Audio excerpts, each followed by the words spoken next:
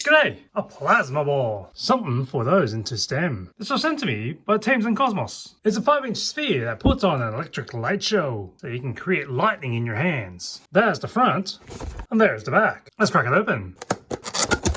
Instruction manual to USB-C charging cable. And the plasma ball itself. We got some neon gas inside this ball. We'll need to get the Phillips head screwdriver out. In battery mode, you're going to need 4 AAA batteries. Let's fire it on.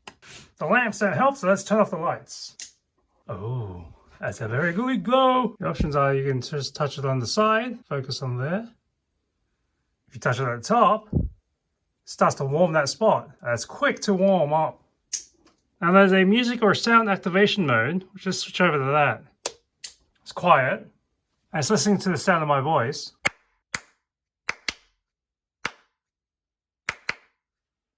As well as a clap. Every time I'm talking, it lights up again. Let's get the lights back on so I can see what I'm working with. Turn this off. Let's take out the batteries and run the power through USB cable. The USB-C port is at the bottom there next to the switch. Just take off the cover. It does come with a USB-C cable, but it's too short from where I am on the power outlet. This one's a 10 foot, so we'll be able to reach it there. Let's juice it up. Turn the switch back on. Nice. If you can make it out, you can hear the neon bouncing around inside the sphere.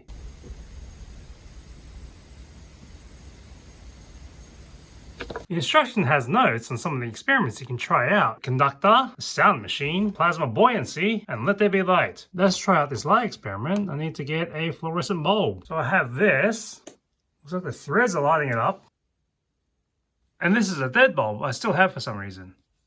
Let's see how far I can get before it starts lighting up.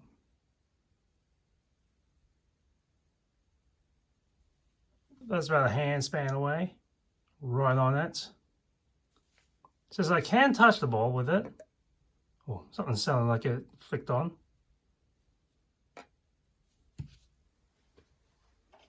That's really neat.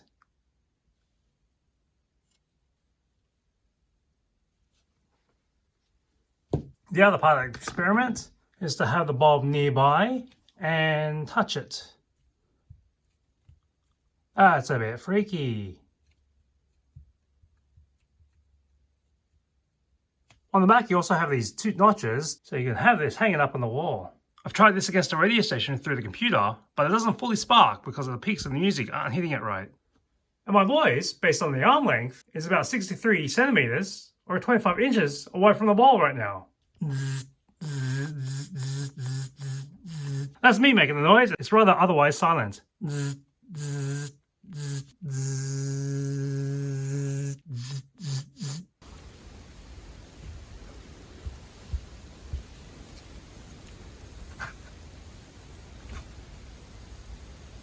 Let's see what the whole hand does. I've got a lamp going on in the other corner of the room, so you don't have to go completely dark to be able to still see the lightning. Size-wise, that's a 5-inch sphere ball, which is about just under 13 centimeters. But if you want to sit on the table, allow yourself about 20 centimeters or 8 inches deep, and about 15 centimeters or 6 inches wide for the clearance. And it's about 18 centimeters or 7 inches high. And the power cable you get is a meter or just over 3 feet. And now rubbish.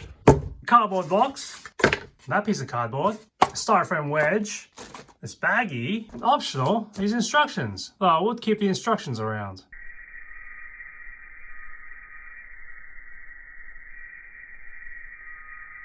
See you next time on Ellie and Jules.